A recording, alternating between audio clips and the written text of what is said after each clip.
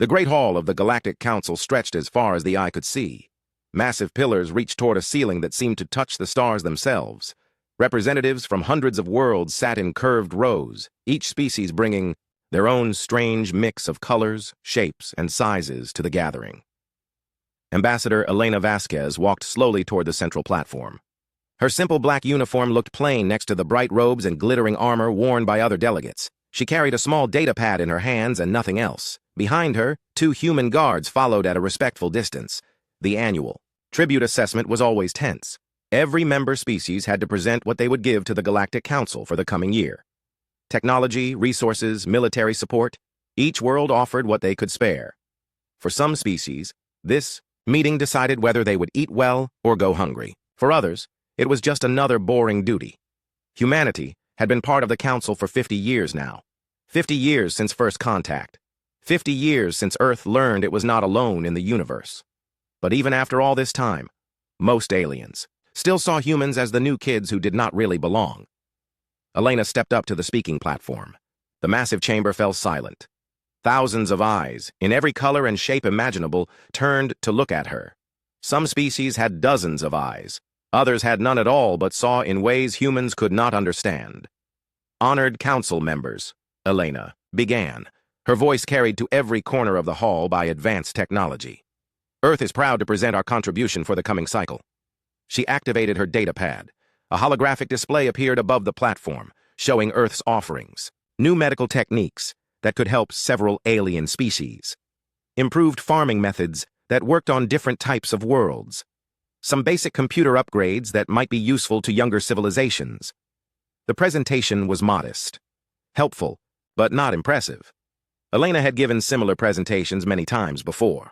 Earth always offered what it could, but humans were still learning about galactic technology. They were still catching up to species that had been traveling between stars for thousands of years. When Elena finished, polite applause echoed through the chamber. A few council members nodded approval. Most looked bored. The human contribution was acceptable, but forgettable, just like always. Then Councillor Zethkar stood up. Zethkar belonged to a species called the hegemony. They were tall, covered in dark scales, with eyes that glowed red in the dim light. The hegemony controlled dozens of star systems and had one of the most powerful military forces in the galaxy. When Zethkar spoke, other species listened. I object to this pathetic display. Zethkar's voice boomed across the chamber. His words were translated into hundreds of languages instantly, but the anger in his tone needed no translation. Elena remained calm on the platform. She had dealt with difficult aliens before. Councillor Zethkar, Earth's contribution follows all established guidelines. If you have specific concerns... Concerns? Zethkar interrupted. He stepped down from his elevated seat and began walking toward the platform. My concern is that humanity continues to insult this council with their primitive offerings. Other council members shifted uncomfortably in their seats. Some looked away. Others watched with the fascination that came from seeing conflict about to unfold. Zethkar reached the base of the platform and looked up at Elena. Even from below, his tall frame made him imposing. For 50 years, Earth has given us medical techniques we mastered millennia ago. Computer systems that are toys compared to our technology. Farming methods that would embarrass a first-year agricultural student. Elena's expression did not change. Earth gives what we can, Counselor. We are still a developing civilization. Exactly my point, Zethkar hissed. You hide behind that excuse while taking advantage of Council protection? You benefit from our military might, our trade routes, our advanced technology. But what do you give in return? Scraps. The chamber was completely silent now.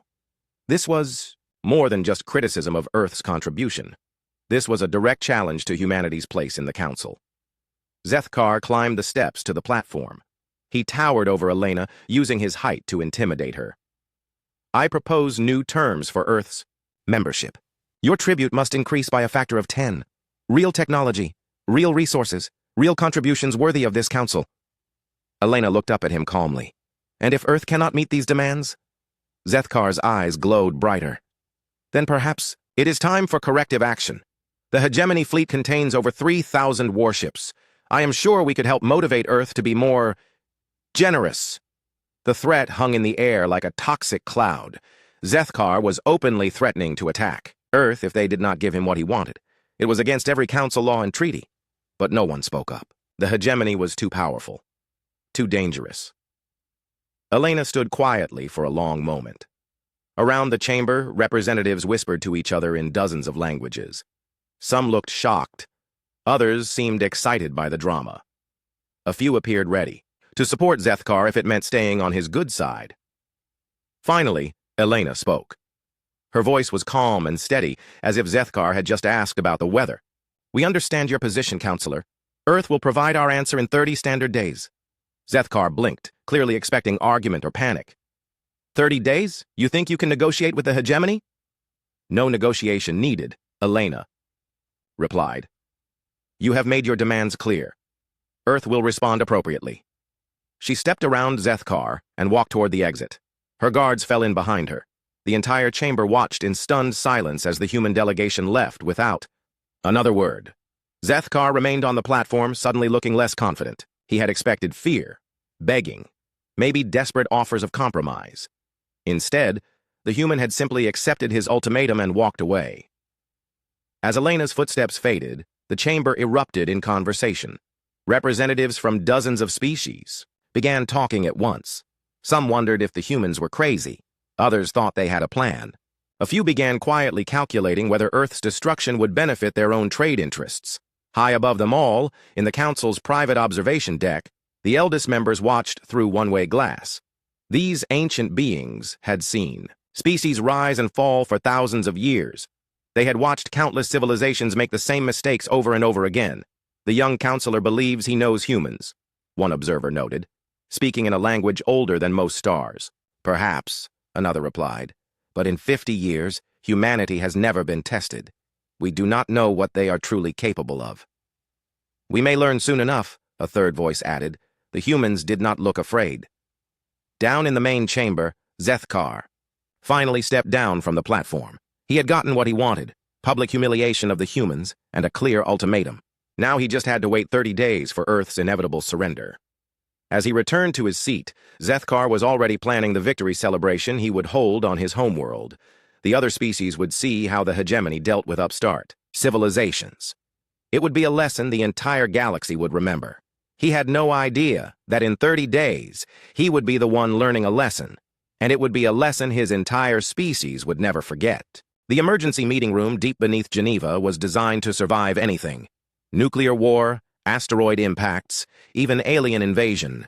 Today, it hosted the most important gathering in human history. President Chen sat at the head of a long metal table. Around her, the most powerful people on Earth argued in a dozen different languages. Military generals slammed their fists on the table.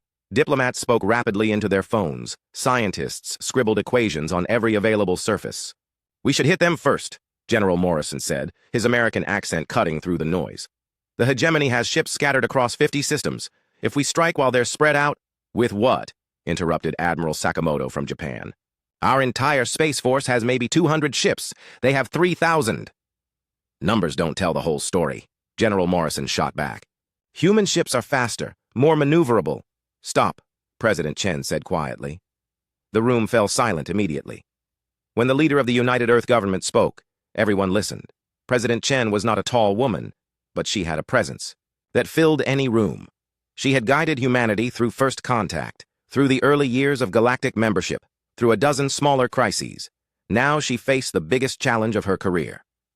"Ambassador Vasquez," Chen said, turning to Elena, who sat near the end of the table, "give me your assessment of Counselor Zethkar." Elena had returned to Earth 6 hours ago. She still wore her formal council uniform, but now it was wrinkled and stained with coffee. "He's arrogant and brutal, but not stupid. The hegemony has crushed 12 species in the last century. They're very good at what they do, which is overwhelming force. They don't negotiate or compromise. They find the biggest, strongest opponent and beat them into submission. Everyone else falls in line after that." "And he thinks we're weak," President Chen stated. "He knows we're weak," Elena corrected. "At least he thinks he knows. Our public technology is 50 years behind his. Our military is tiny compared to theirs. By every measure he understands, we should be begging for mercy right now."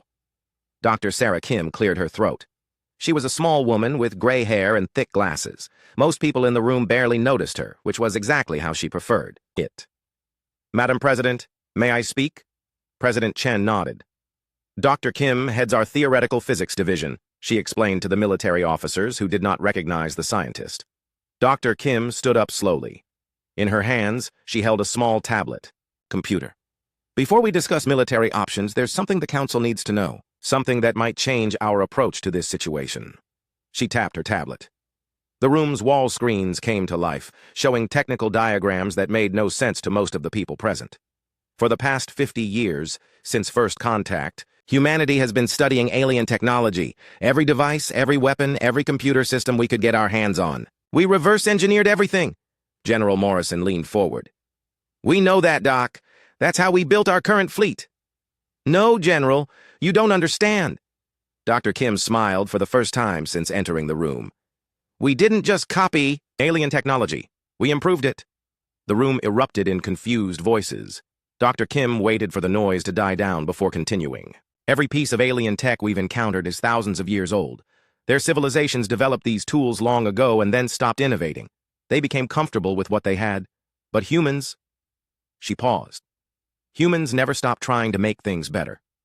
She tapped her tablet again. New images appeared on the screens. Spacecraft that looked nothing like the simple human ships everyone knew about.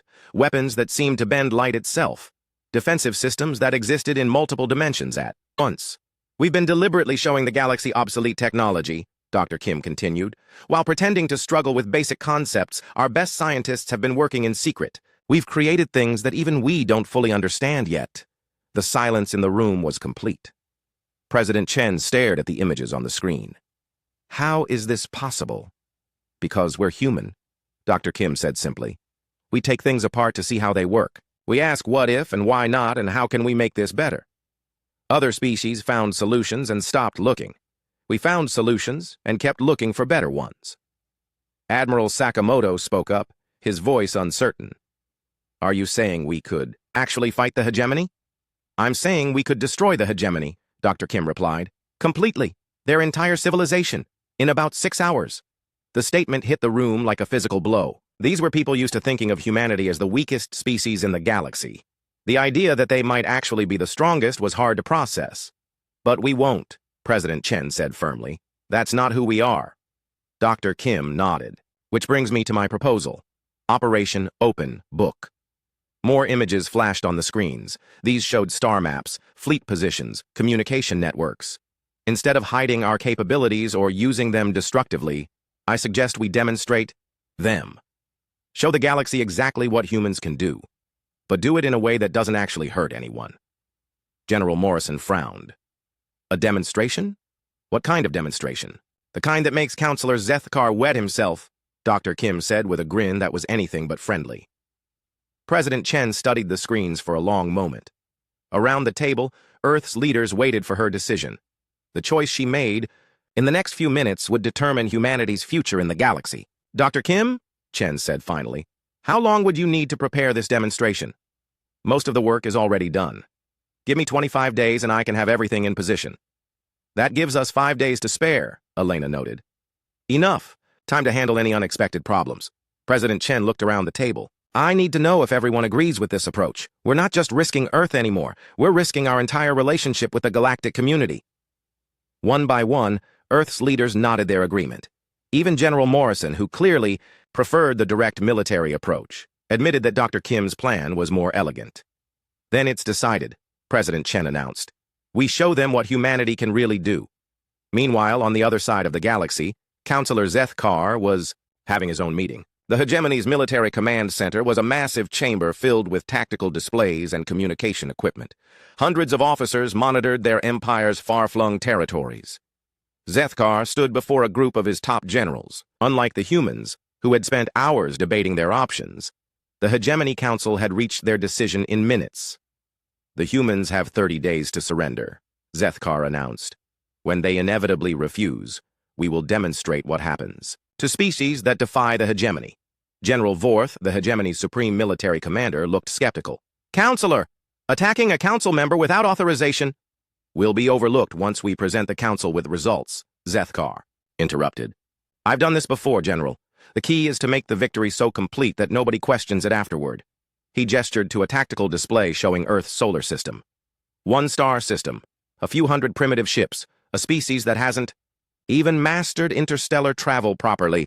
This will be the easiest conquest in hegemony history. The generals around him nodded agreement. They had conquered worlds before. They knew how to break a species' will to fight. Earth would surrender after the first few cities were destroyed. Begin preparations, Zethkar ordered. I want a full battle fleet in position before the deadline expires. When the humans see our ships surrounding their world, they'll beg us to accept their surrender. As his generals dispersed to carry out orders, Zethkar allowed himself a moment of satisfaction. In 30 days, the galaxy would see what happened when someone challenged the hegemony. It would be a lesson that other upstart species would remember for centuries.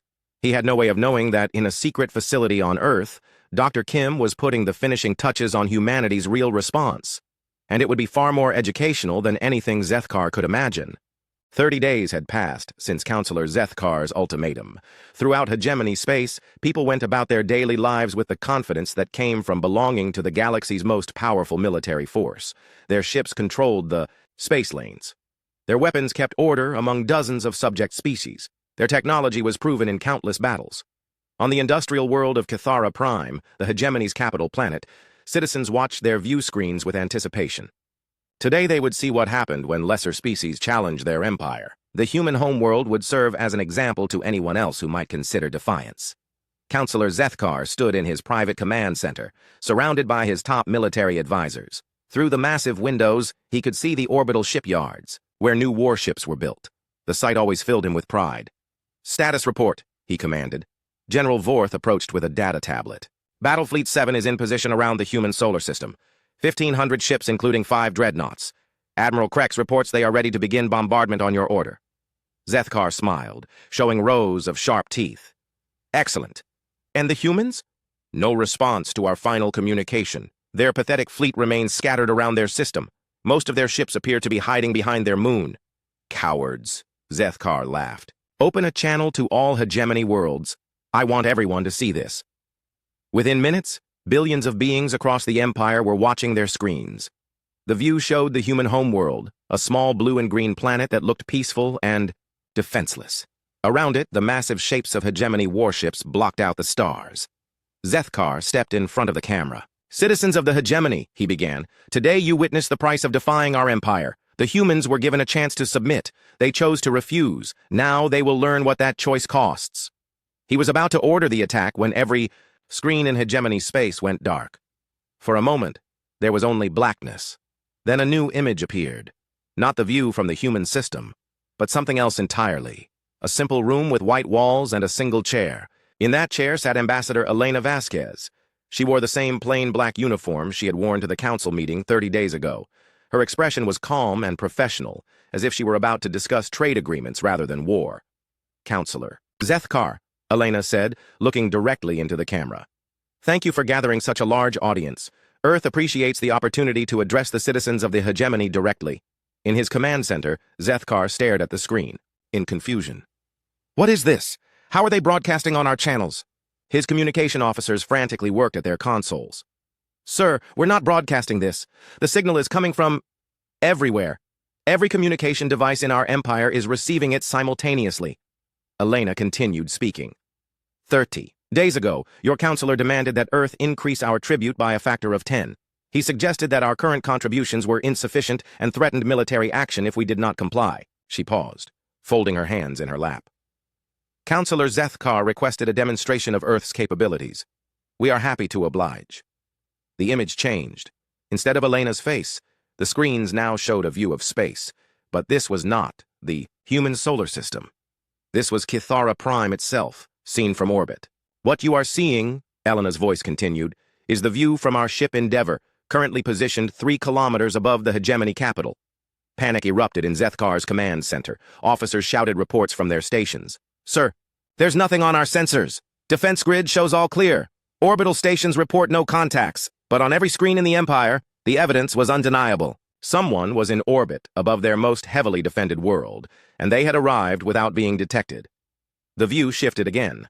Now it showed another planet, the industrial world of Vormak, where the hegemony built their weapons. Our ship, Defiance sends greetings from Vormak's system, Elena said. Another shift, a third world, this one housing the Empire's most important military academy. And our ship Retribution is currently observing your training facilities on Thorek. 3 ships, 3 of the most heavily defended systems in the hegemony, all penetrated simultaneously without any warning or detection. How is this possible? Zethkar whispered. Elena's face returned to the screen. For 50 years, Earth has been a faithful member of the Galactic Council. We have shared our knowledge and resources as requested. However, the Council Charter requires members to disclose only technologies relevant to mutual defense and prosperity. Earth has determined that our defensive capabilities fall outside this scope. The view changed once more. This time it showed detailed technical diagrams, blueprints of hegemony ships, weapons, and defensive systems. But these were not just copied schematics. They showed structural weak points, design flaws, and optimal attack vectors. What you are seeing, Elena explained, is a complete analysis of your military technology. We know the exact location of every ship in your fleet. We know the defensive capabilities of every installation. We know how to disable your weapons, breach your shields, and neutralize your forces with minimal effort. In the human solar system, Admiral Krex stared at his own screens in growing horror. The human ships that had been hiding behind Earth's moon were gone. His sensors showed empty. Space where a fleet should have been. Admiral, one of his officers called out, we're receiving a transmission. On screen, Krex ordered. The image that appeared showed his own flagship's bridge, but the view was from behind his command chair. Someone was on his ship, recording everything, and he had no idea how they had gotten there. Back on Cathera Prime, Elena continued her presentation. Earth ships are equipped with technology that makes them undetectable to your sensors. They can appear anywhere in your territory without warning. They can observe your activities without being seen. And if necessary, they can strike without being stopped. Zethkar's communication officers had managed to restore partial control of their systems. Sir, we can regain our channels, but the human signal is coming from inside our own network. They're not broadcasting to us, they're broadcasting as us. Elena seemed to hear his comment. Counselor Zethkar, your communication network is indeed impressive. We particularly enjoyed the security protocols you implemented last year. They were quite ingenious, though not particularly effective against our intrusion systems. The demonstration continued for exactly 10 minutes.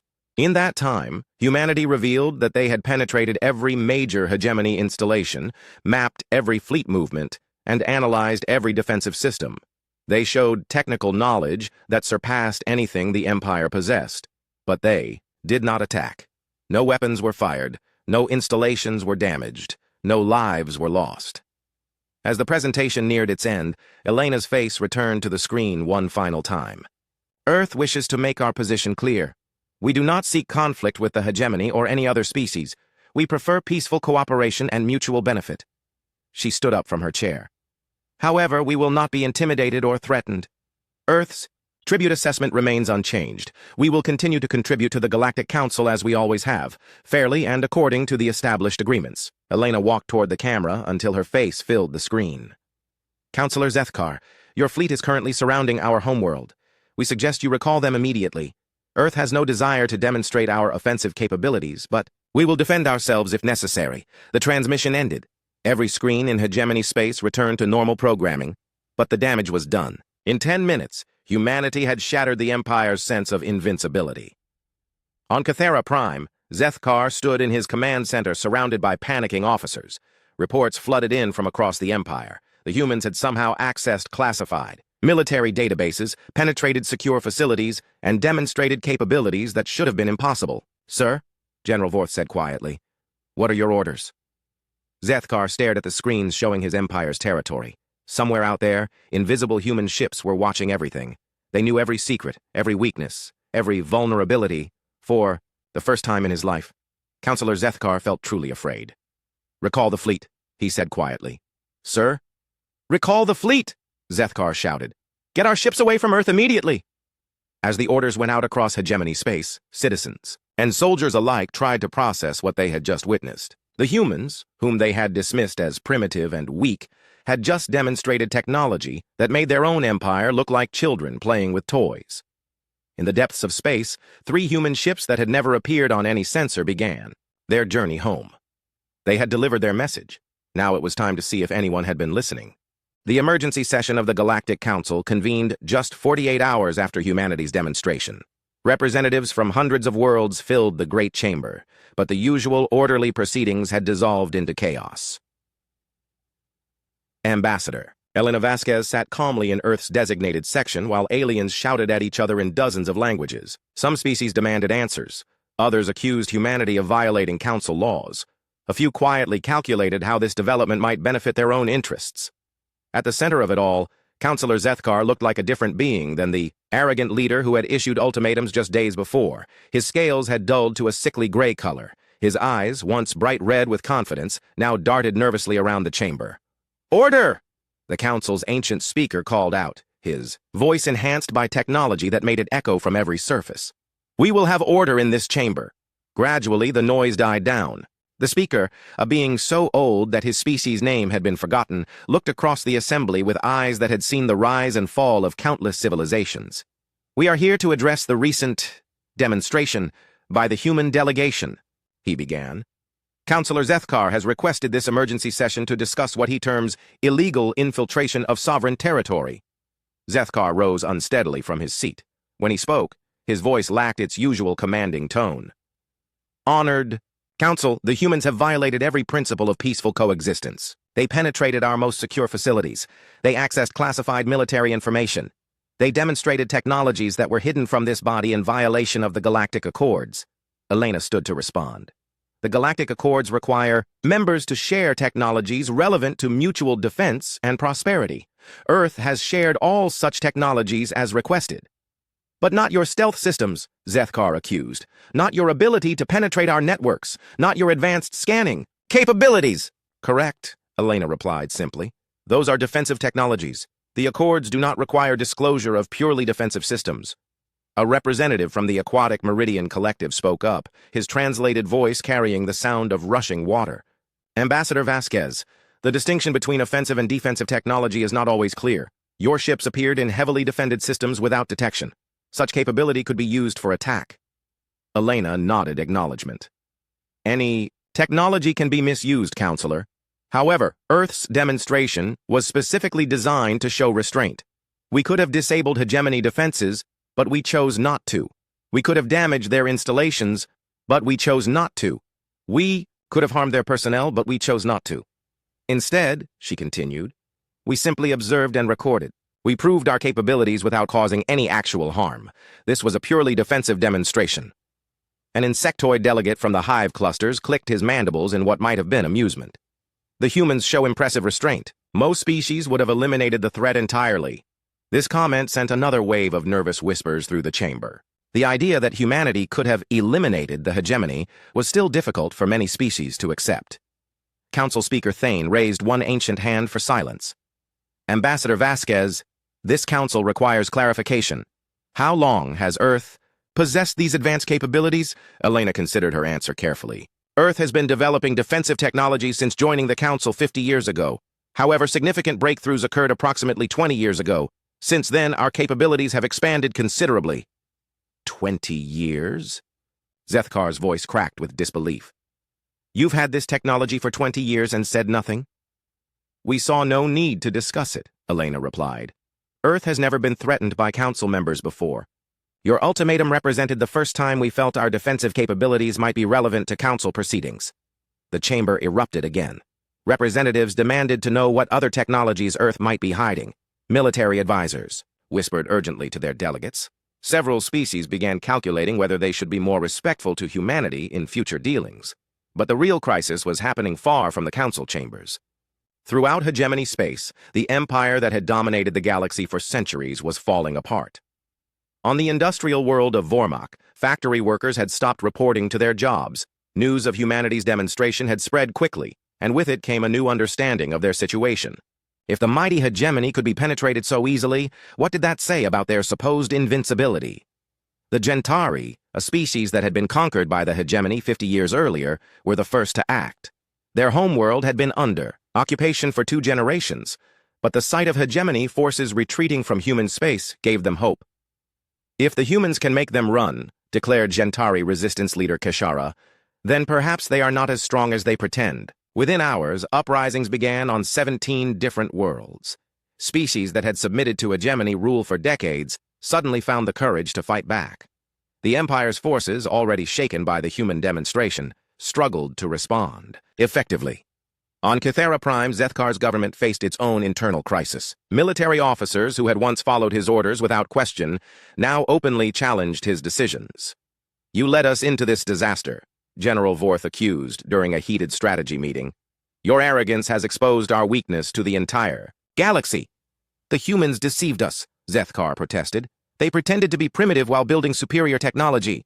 "Which proves they are smarter than us," another general pointed out. "Perhaps we should have been more careful about threatening them." The argument might have continued, but it was interrupted by urgent news from the Empire's border regions. 3 more subject species had declared independence. Hegemony forces sent to suppress the revolts had encountered unexpected resistance, weapons and tactics that seemed suspiciously advanced for supposedly primitive species. "Sir," a communication officer reported nervously, "we're receiving reports that the rebels are using technology we don't recognize. Shields that deflect our weapons, sensors that can track our stealth ships, weapons that can penetrate our armor." The room fell silent as the implications sank in. The humans had not just demonstrated their own capabilities, they had apparently been sharing technology with other species. Back at the Galactic Council, Elena was addressing similar accusations. Earth has engaged in limited technology sharing, with species facing humanitarian crises, she admitted. This is permitted under Council Resolution 2847, which allows members to provide defensive aid to populations under threat.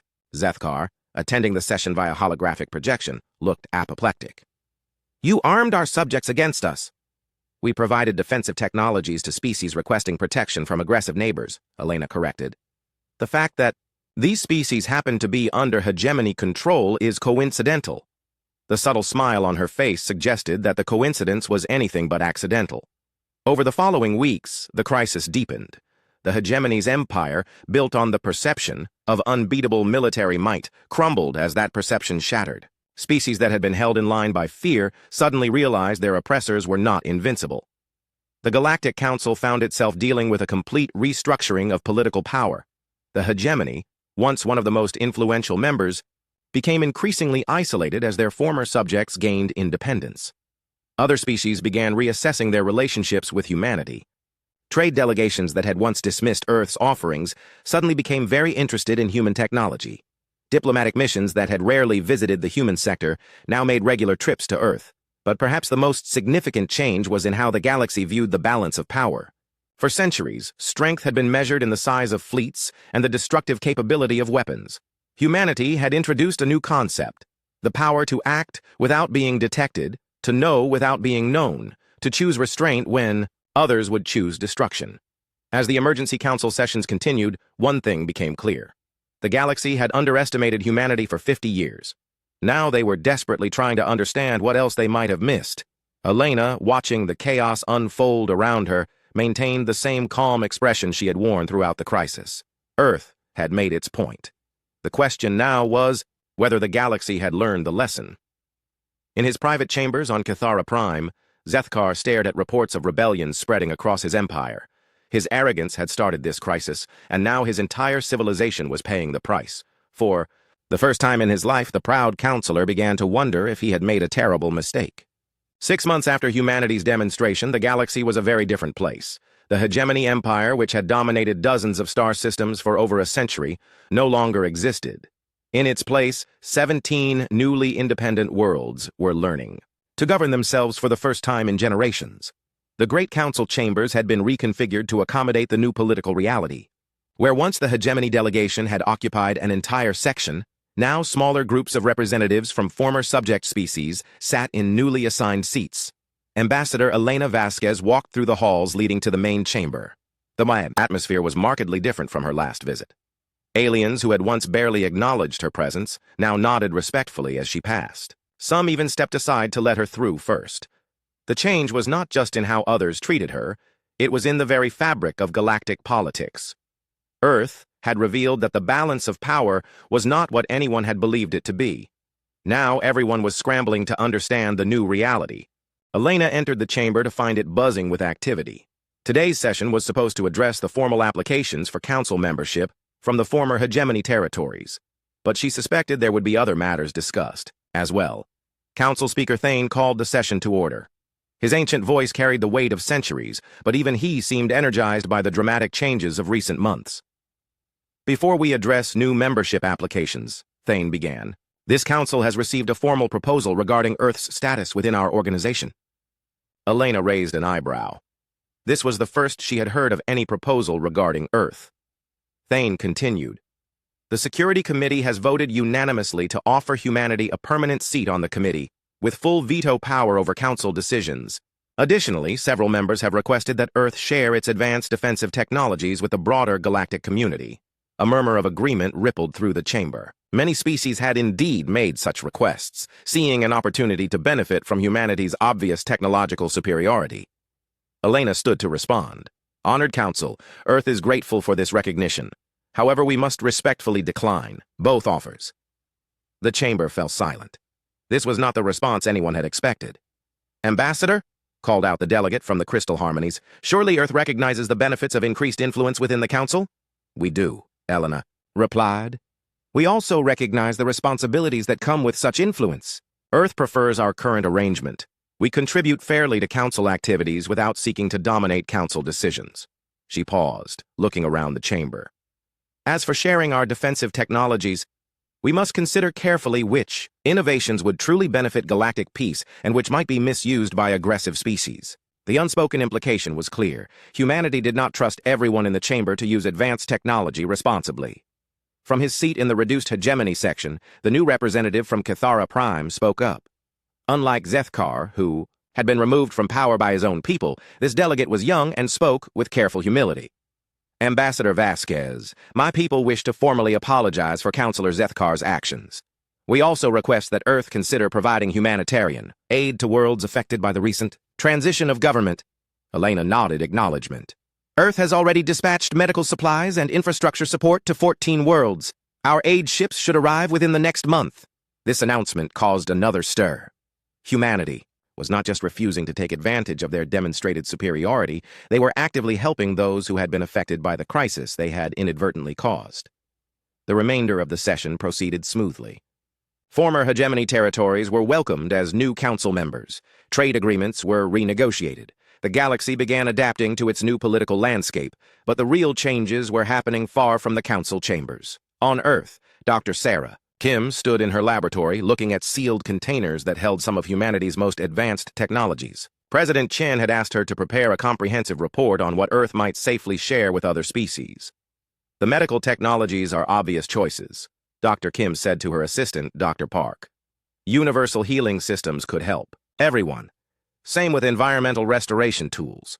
Dr. Park nodded, making notes on his tablet. What about the military applications? Dr. Kim was quiet for a moment. That's where it gets complicated. Our defensive systems could protect peaceful species from aggressors, but those same systems could be used by aggressors to hide their activities. She gestured to one particular container, marked with symbols that meant nothing to anyone outside their research team. This one contains the plans for our quantum detection arrays. They can locate any ship or installation anywhere in the galaxy. In the right hands, it could prevent wars. In the wrong hands, it could enable the perfect surprise attack. Dr. Park finished. Exactly. We have to be very careful about what we release and to whom. Similar conversations were happening in research facilities across Earth. Humanity's scientists had created technologies that could reshape galactic civilization, but they were proceeding cautiously. The responsibility of superior knowledge weighed heavily on them. Meanwhile, on the former hegemony capital of Cathara Prime, a very different kind of meeting was taking place. The planet's new government was trying to rebuild their society without the military dominance that had defined them for so long. We need to request Earth's help with our transition, argued Minister Vektal, one of the leaders who had overthrown Zethkar. Our economy was built around conquest and tribute. Without subject worlds to exploit, we don't know how to sustain ourselves.